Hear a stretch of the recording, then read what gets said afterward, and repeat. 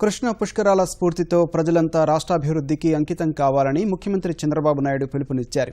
పుష్కరాలంటే కేవలం నదీ స్నానంతో సరిపెట్టకుండా అందరూ పవిత్ర సంకల్పం చేపట్టాలని సూచించారు. పుష్కరాల సందర్భంగా అధికారులంతా అప్రమత్తంగా వ్యవహరించాలని ఆదేశించారు.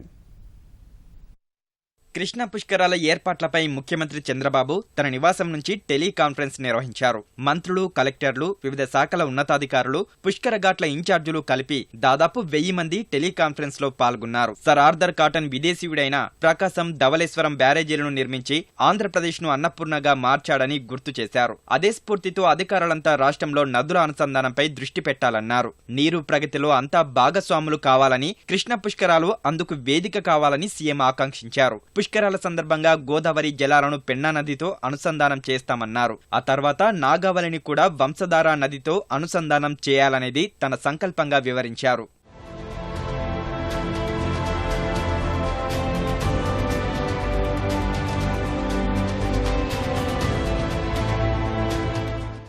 ఎత్తైన కొండలు, వాటిపై దేవాలయాలు, దట్టమైన అడవులు, జీవనదులు, జలపాతాలు ఉన్న రాష్ట్రంలో పర్యాటక రంగం అభివృద్ధికి అనేక అవకాశాలున్నాయని ముఖ్యమంత్రి వివరించారు. పుష్కరాలను పర్యాటకాభివృద్ధికి సోపానంగా మార్చుకోవాలన్నారు. పుష్కరాల పనులు మొదట్లో మందకోడిగా సాగిన తర్వాత ఊపందుకున్నాయని, మిగిలిన పనులు కూడా తక్షణమే పూర్తి చేయాలని ఆదేశించారు. పుష్కర విధుల్లో చేరకుండా నిర్లక్ష్యం చేసే అధికారులపై కఠినంగా వ్యవహరించాలని సీఎం హెచ్చరించారు. మంచినీటి సరఫరా, ఆహార పంపిణీలో ఎటువంటి లోపం జరగరాదని టెలికాన్ఫరెన్స్ లో సూచించారు. పారిశుద్ధ్యం మెరుగుపరచాలని, వైద్య సేవలు అందుబాటులో ఉంచాలని, రవాణా, ప్రయాణ సదుపాయాల్లో లోపం ఉండకూడదని చెప్పారు. పుష్కర విధుల్లో ఉన్న సిబ్బందికి అదనంగా ఇస్తున్న సిమ్లను వినియోగించుకోవాలని, వైర్లెస్ సెట్లు సిద్ధం చేసుకోవాలని చంద్రబాబు సూచించారు. సంఘ వ్యతిరేక శక్తుల కదలికలపై నిఘా పెట్టాలని, పుకార్లను వ్యాప్తి చేసే వారిపై కఠిన చర్యలు తీసుకోవాలని ముఖ్యమంత్రి ఆదేశించారు.